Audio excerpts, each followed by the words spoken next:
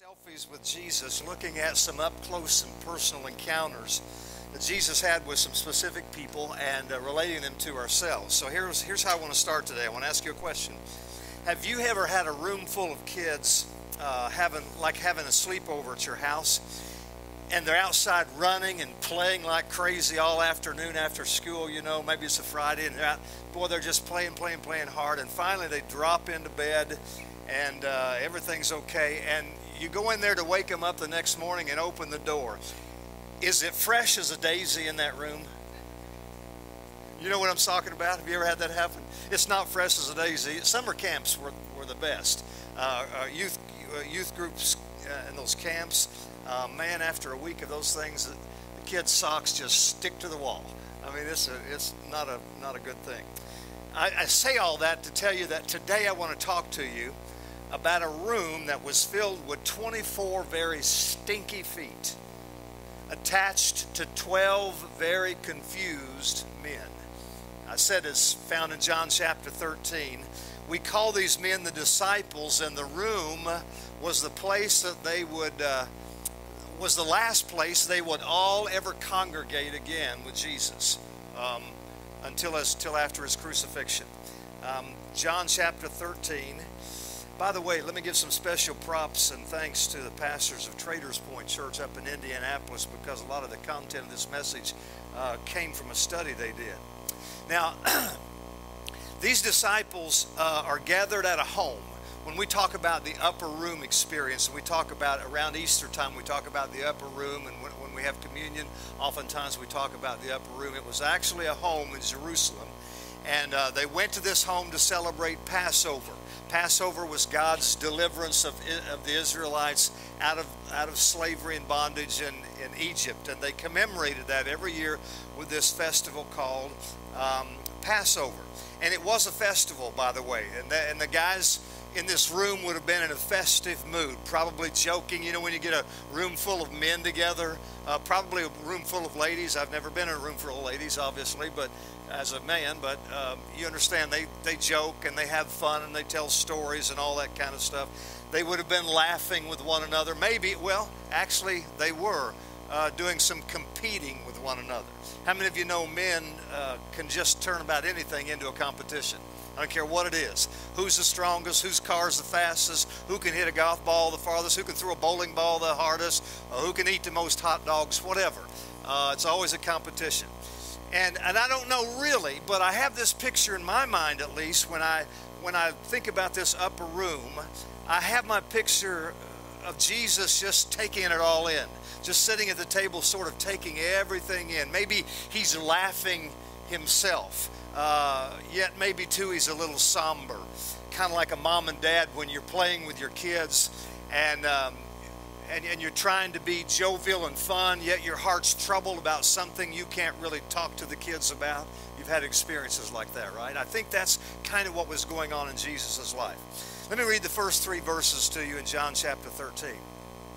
It was just before the Passover festival. Jesus knew that the hour had come for him to leave the world and go to the Father. Having loved his own who were in the world, he loved them to the end. Now you're seeing, boy, that's a great statement right there. That's a whole series of messages in itself.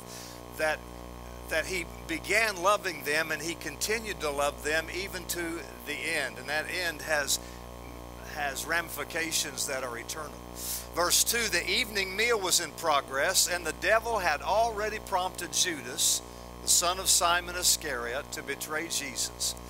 Jesus knew that the Father had put all things under his power, and that he had come from God, and that he was returning to God. Now, John makes it clear that Jesus knew 3 things. He knew that he had power over everything. He knew that he was fully God, and that he knew that he was going to soon leave the earth and return to the Father. Now, I want you to watch this. Knowing what he knows about himself, knowing that he knows he is fully God, knowing what he knows about himself, what does he do? What would you do? I mean, if you knew you were Superman, if you knew you were some superhero, Wonder Woman, You can't be Batman, of course, because I'm Batman. So I know it's not. I know it's not that. But if you were in this room and you knew about yourself what Jesus knew about himself, what would you do? Would it be some miracle? Let these men know in no uncertain terms, you are the man, or in your case, you are the woman. Look what Jesus did. In verse 4, he got up from the table. Let me see if I can make my, there he good. He got up from the table, the supper table, set aside his robe and put on an apron. Then he poured water into a basin and began to wash the feet of the disciples, drying them with his apron. He could have done some amazing miracle, but that's what he did. Now I want to say two things to you today, and you can write these down on your note sheet. Number one, life is about a towel, not the robe. Life is about a towel, not the robe. That's me changing those slides, by the way. I've just got this new clicker, and I'm just having so much fun. When Jesus was caught, now think about this. Life is about the towel, not the robe. When Jesus was confronted, when he confronted a woman who was caught in the act of adultery. In fact, the Pharisees brought her to Jesus and threw her at Jesus' feet. Do you remember what he did? Physically what he did.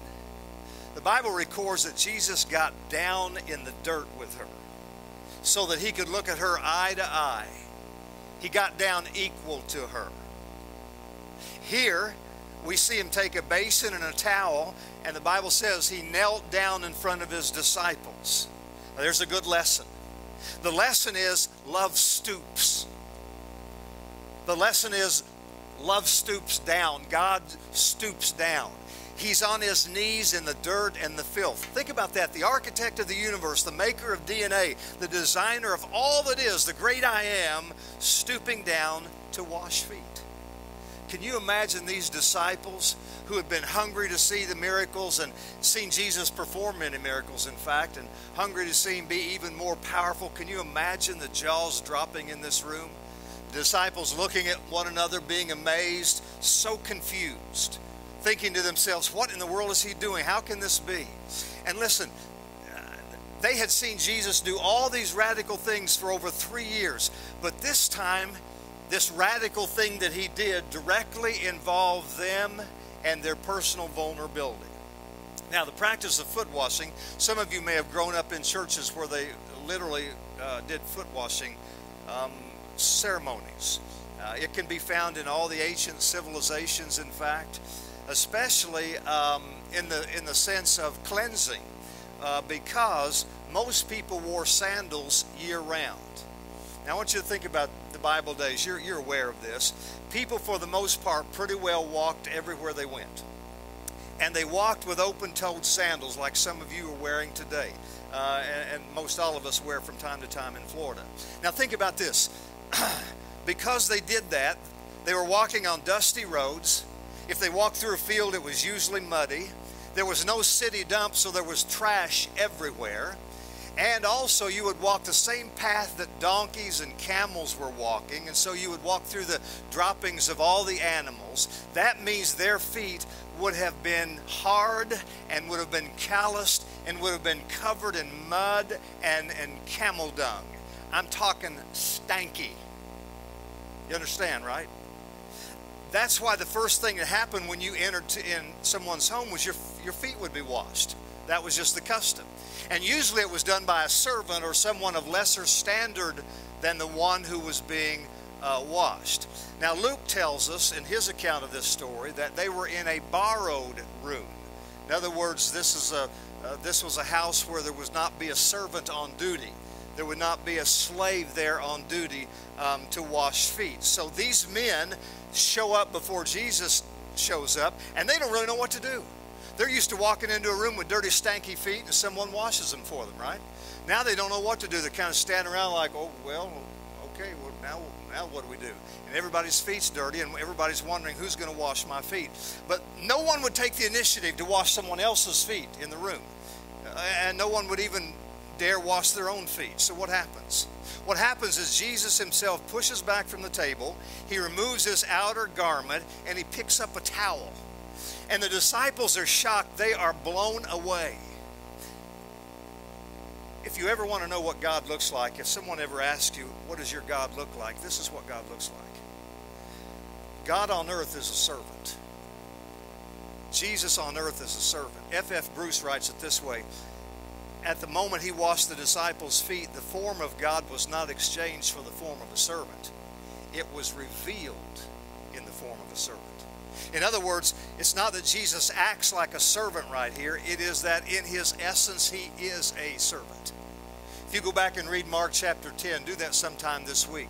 You'll find two of these disciples who were there, this Passover meal, were James and John. And James and John came to Jesus one time and they said, Jesus, can we be the captain and co-captain of the crew? Can we be the kind of, I want to be first and he can be second and we can be important, right? The rest of the guys are all good guys and stuff, but we want to be great guys. Can we be first in line? And Jesus responds in chapter 10, verse 45. Where am I going?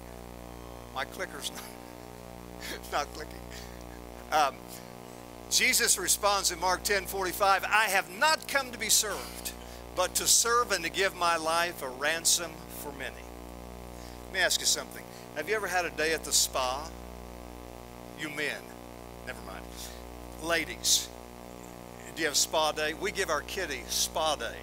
We call it spa day because she goes crazy when she knows she's going to get a bath. I mean, just with the claws come out, I've got all this protective garment and gear on, and I'm go in and hold her while Nancy's bathing her. But we call it spa day, hoping that's going to calm her down. You guys know about spa day, right? You go into this spa, and the lights are all low, and everyone's speaking in hushed terms like they don't want to upset karma or whatever, right? And there's this soft music in the background, and you drink lots of water with cucumbers in them, in the water, and it's just a great deal. But the best thing about it is this.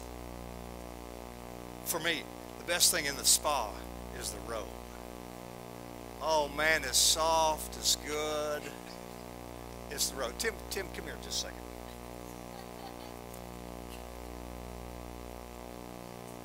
And the robe has some special meaning in the spa. Stand and face everyone right there and just hold your arms out here and let's put this robe on. Just like you do at the spa, Tim.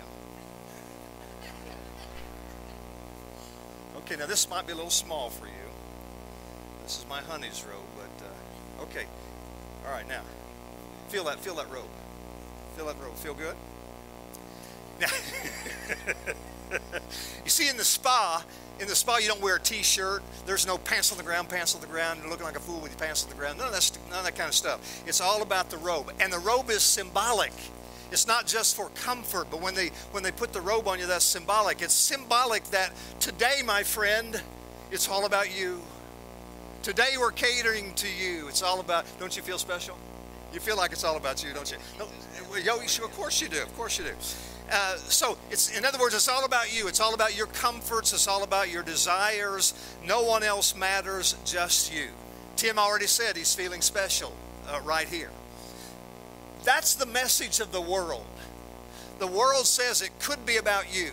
The world says it should be about you. It should be all about you. Okay, you can go sit down now. I know. Hey, you want to take the robe? No, leave the robe. I might need it again. Give Tim a hand. He's a great helper.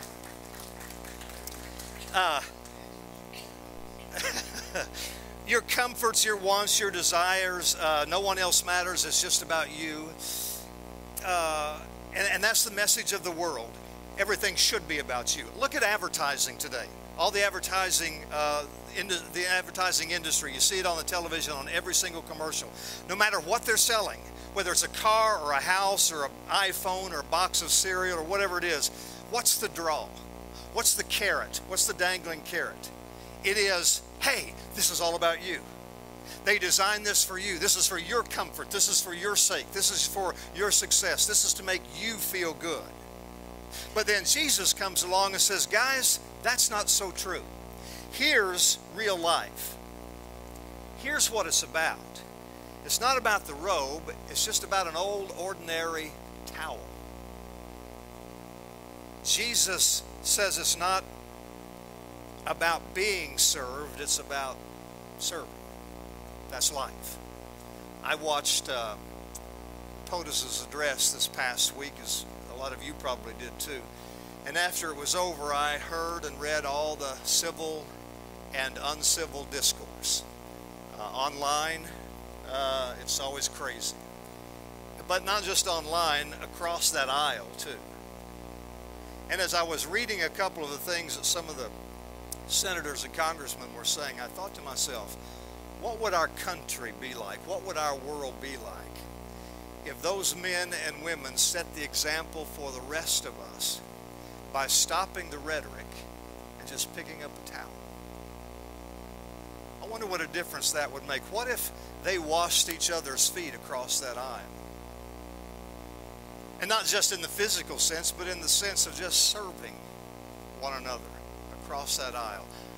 That's a pipe dream, I get that, and there are all kinds of factors involved, but wow, what if that was their mindset? Which brings me to this second thing this morning. Serving includes all, not just some.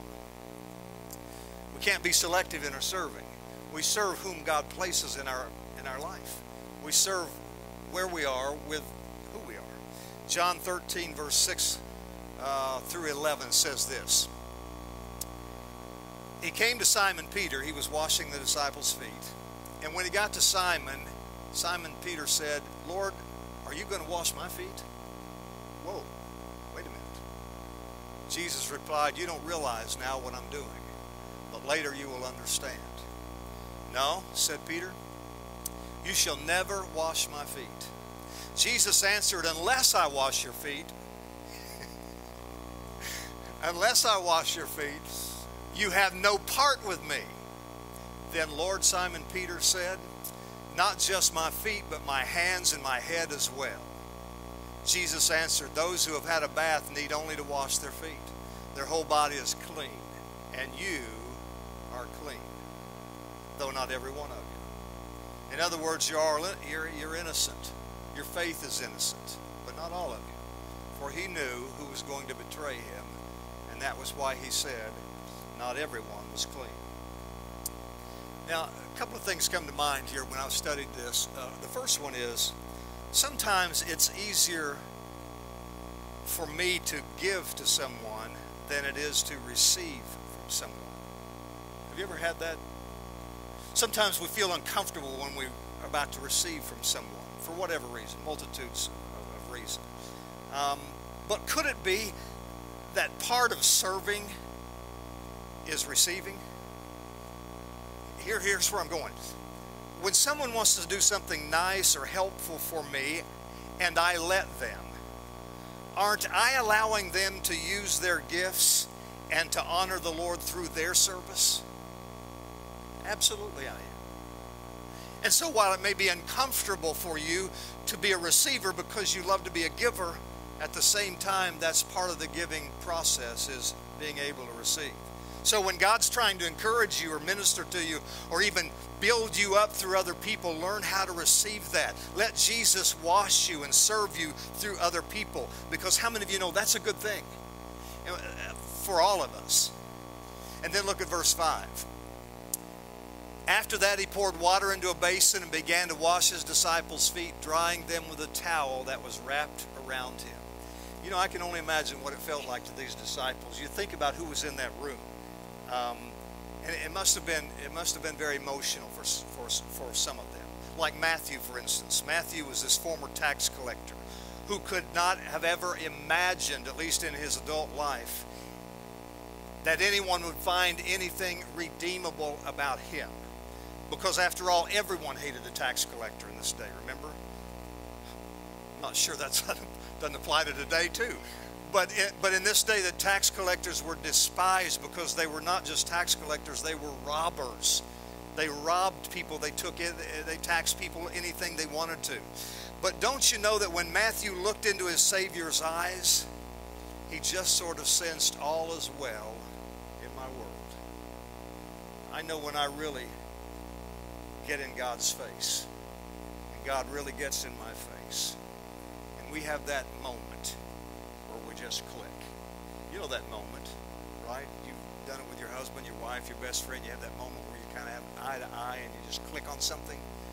And when you just click, you just know, in spite of the circumstances and what I'm going through, all is well. Or how about John? John, who wrote these words that we're studying this morning. I bet John was a blubbering mess. I can just imagine him. He was the one, you remember, that was always so tenderly close to Jesus. He describes himself as the one whom Jesus loved. They had this special bond and relationship. I wonder if when he went to John and began washing his feet, I wonder if he kept saying over and over again to him, John, you just need to know I love you. I love you, John. That's all that matters. I love you, John, as he washed and dried his feet. And then there's Judas. Boy, that's a mind blower. You think that through, that's a mind blower. Because Judas, these verses tell us, had already agreed to betray Jesus at this point. Yet Jesus doesn't shun him, he doesn't ignore him, he doesn't skip him. He doesn't do anything but show him grace. What in the world is going on in Judas's mind as Jesus is washing his feet? You imagine that? If you had someone that you had just betrayed and they came to do something very nice for you, what do you think's going to be going on in your heart? Did he look Jesus in the eye? Was there this lump in his throat? Was he tearing up a little bit? Did he know that Jesus knew? And what about Jesus? At the time he took Judas's bare feet in his hands, he knew those feet were going to walk out on him. He knew he would be betrayed. He knew he would ultimately die as a result of that betrayal. Yet he washed those feet anyway. What a picture of grace that is. What a picture of the foreshadowing of the cross, that he was willing to wash the feet of the one who deserved it the least. There's a great lesson. It's easy to serve some of you right here, for me. Real easy to serve every one of you here. That's an easy thing. Probably it's easy for you to look across the aisle and say, I can serve anyone in this room. What about the least of these? What about, in this case, like with Judas? You see, because when we think about serving others, immediately 4 big objections loom. One is, okay, I'm all about serving, but I'm not going to serve people who've hurt me. Just can't do that. I'm not going to serve people who will hurt me, who may hurt me. I'm not going to serve people who will take advantage of me. I'm not going to serve people who won't appreciate it.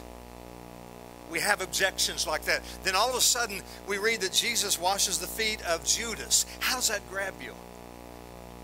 How, husbands and wives, does that grab you? How are you supposed, if you're a husband or a wife, how are you supposed to wash the feet of a spouse who's nothing but self-absorbed? Maybe you've never been in a relationship like that, but some of you have. A person who only pays attention to his needs or her needs, however the case may be. How do you do that? How do you lovingly serve someone like that? Or parents, you parents, how do you wash the feet of your teenagers? Bunch of Judases, right? Everybody knows that about teenagers. Those of you who don't have teens, you get to know it. They're going to betray you. They're going to roll their eyes at you. They're going to treat you like an unlimited ATM machine. Yeah. How do you do that? How do you wash the feet of those who will hurt you? How do you wash the feet and serve those who will betray you? You do it just like Jesus did, in the power and strength of God in you. That's the only way you can do it.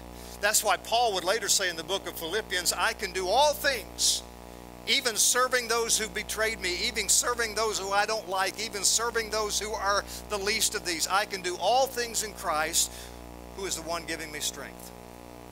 Look in John 13, verse 12. When he'd finished washing their feet, he put on his clothes and returned to his place. Then he looked at them, and I'm sure they were quiet by that time and still had their jaws dropped. And he asked, do you understand what I've done for you? You call me teacher and Lord, and rightly so, for that is what I am. Now that I, your Lord and teacher, have washed your feet, you should also wash one another's feet. Gulp. Can you hear the gulps? I have set you an example that you should do as I have done for you. Very truly I tell you, no servant is greater than his master, nor is a messenger greater than the one who sent him. Now that you know these things, you will be blessed if you do them. Now, one way you can apply these verses is to, and I thought about this, is to have an old-fashioned foot washing ceremony. Foot washing service. I seriously considered it for about 2 minutes, but then I realized it'd be a little bit too much for most of you here. Frankly, it'd be too much for me, I suppose, too. So here's another way. Here's a very practical way, one that will have far more lasting results with every one of us. Two things I want you to put on your note sheet and remember from this.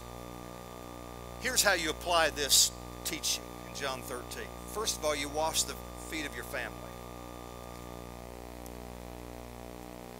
And you understand, I'm talking in the symbolic sense, although it can be in the physical sense. We have done this in the physical sense in my family, but also serving with kindness and love and forgiveness, serving one another. Serve first of all your family. Start with your spouse, your kids, your parents. If you're single, that one or two persons that are closest to you. Now here's the thing. I don't know of any family that doesn't have an incredibly insane schedule. Am I right? It blows my mind, especially this time of year when all of our northern friends are here.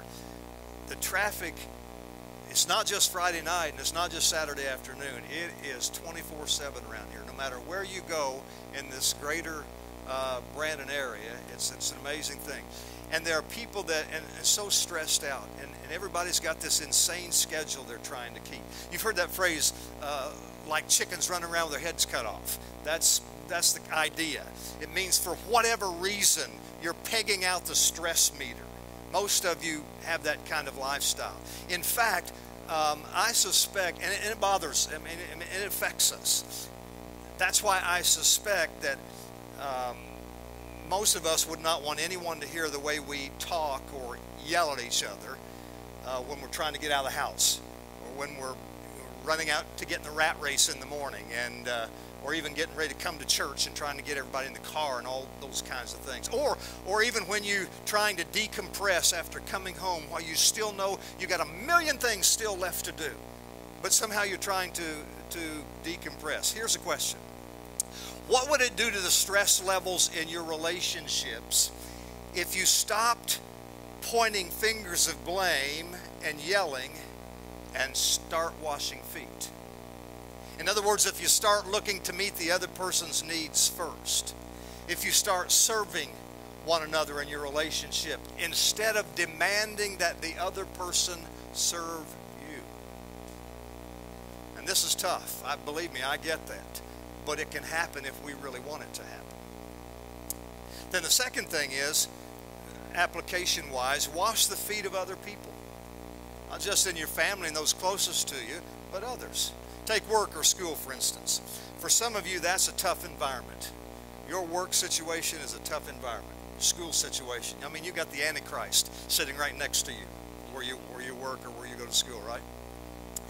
And but think about this. What if God has placed you where He has placed you for this season of your life for nothing more than just to wash some feet, just to serve?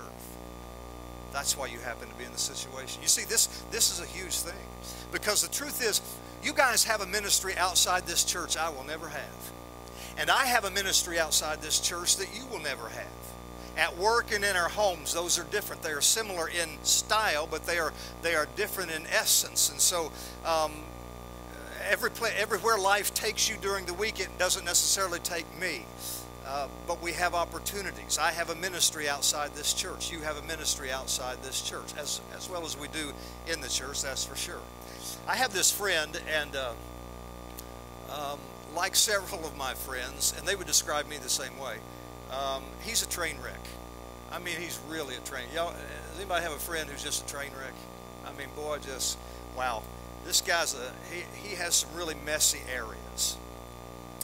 In fact, you've probably got a friend that says that about you right now. I know I do. Anyway, he knows I'm a pastor, obviously. And he's been around church folk enough to know how they are supposed to think about his mess, how they're supposed to act about his messy areas. But you know what? I've known him for several years, and I've never brought up his mess one time. You'd think as a pastor, first thing you do is say, shame on you. That's what he's expecting. That's what he expected when I first met the guy. But not one time in all these years have I brought up his mess. Now, he has broached his mess a few times, which led us to some really interesting conversations where we talked through some things pretty seriously. But not one time have I busted his chops or called out his sin. What I have done, thank you, Angel, you're the only one that got that. What I have done, however, is washed his feet by simply just loving him for who he is. Just loving him just because he deserves to be loved, because he's God's beloved, because he's the image of God before me. Now, some more religious folk and some of my pastor friends would say I'm not doing a very good job witnessing to this guy. I'm doing him a disservice, that I should be calling out his sin, that I should be calling out his messiness. And I'm not saying some things don't need to be called out and don't need to be addressed. They do. Hatred needs to be called out. Racism needs to be called out. Prejudice, sin, all those things and more have to be called out. I'm not denying that. But what if, think about this now, what if calling those things out are not nearly as much about saying shame on you as they are about washing someone's feet? In other words, what if we genuinely love and serve and meet each other's needs first? What if we stoop first? Wouldn't that make a difference? And wouldn't it make a difference in their lives too? Well, what if Democrats and Republicans washed each other's feet? What if the straight and the LGBTQ washed each other's feet? What if black, white, and brown washed each other's feet? What if? I'll be honest with you, I don't know if that can ever even happen. I get more cynical the older I get. I'm not sure if that can actually happen, but couldn't we try to make it happen? Because the same Jesus who served these disciples by washing their feet is the same Jesus who lives in us. So yes, we can try. And yes, at least to some degree, we will have some success. Ralph Waldo Emerson said, "To know even one life has breathed easier because you have lived.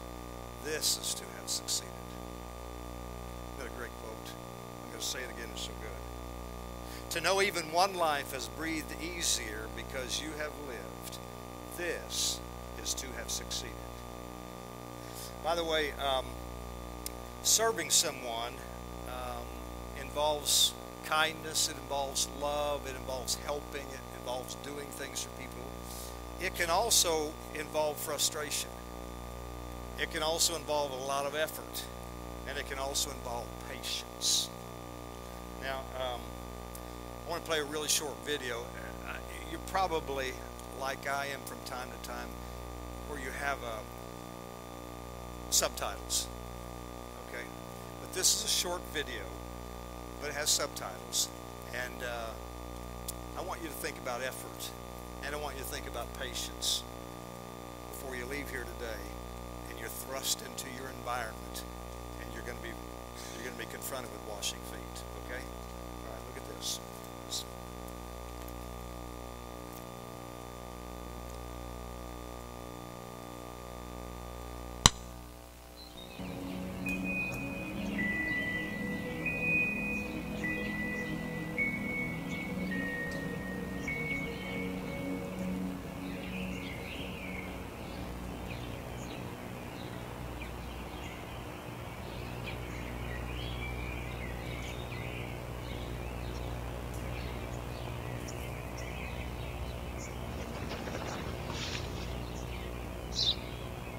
Τι είναι αυτό?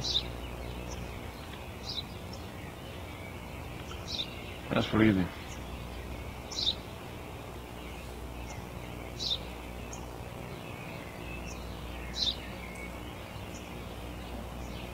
Τι είναι αυτό? Μόλις τώρα στο πατέρα, σπουργίτη είναι.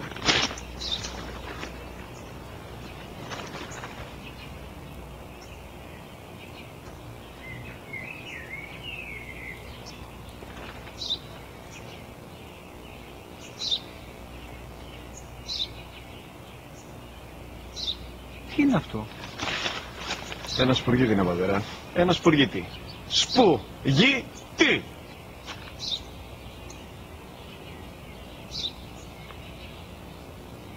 Τι είναι αυτό? Γιατί το κάνεις αυτό το πράγμα, μπορείς να μου πεις? Τόσες φορές σου είπα, είναι ένα σπουργίτη. Δεν το καταλαβαίνεις. Πού πας?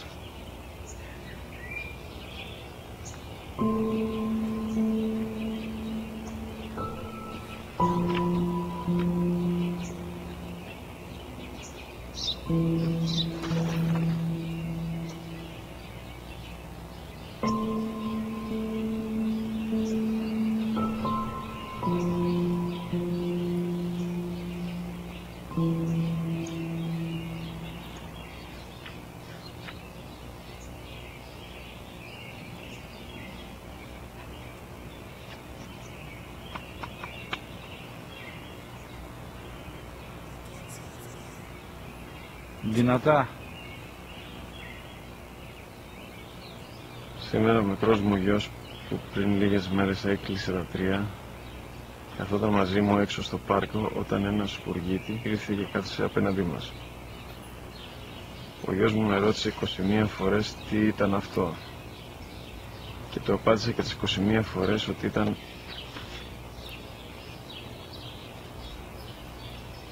ένα σπουργίτη. Τον αγκάλιασα τρυφερά και τις 21 φορές που μου έκανε την ίδια ερώτηση, ξανά και ξανά, χωρίς να εκνευριστώ, νιώθοντας στοργή για το αθώο μου αγοράκι.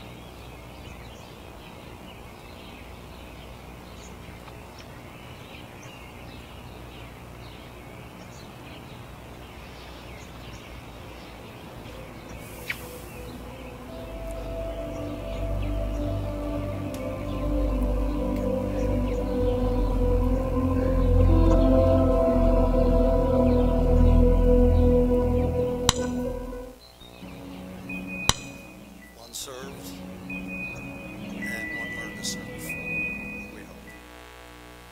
You see, serving, washing people's feet takes all forms, but sometimes it takes a lot of patience. Sometimes it takes a lot of fortitude. Sometimes it just takes a gentle reminder that because of God in us, we can do all things through Christ. So, Father, I thank you today for Jesus' experience with these disciples. I'm grateful for what they teach us even today about washing each other's feet, about serving, about loving each other with kindness and with patience, and through the strength of Christ who lives in us. So we're going to be presented with opportunities to this week. I know that in our families and with those we work with, or just people we just have some kind of a divine bump into experience. Calls us to be resting in your strength so we might be the hands and feet of Jesus in their lives. Is my prayer in Jesus' name. All right. Let me say goodbye and thank you for those of you watching by Facebook and YouTube. We are so glad you're here and glad you're with us. I know when we do a video like that, sometimes that's a little difficult because it's hard to see for you. So we'll try to remedy that and work on that a little bit later. Thanks again for being with us, and we want you to go to our website if you've never done that, newdaychurchbrandon.org, and check us out a little more, okay? All right, God bless.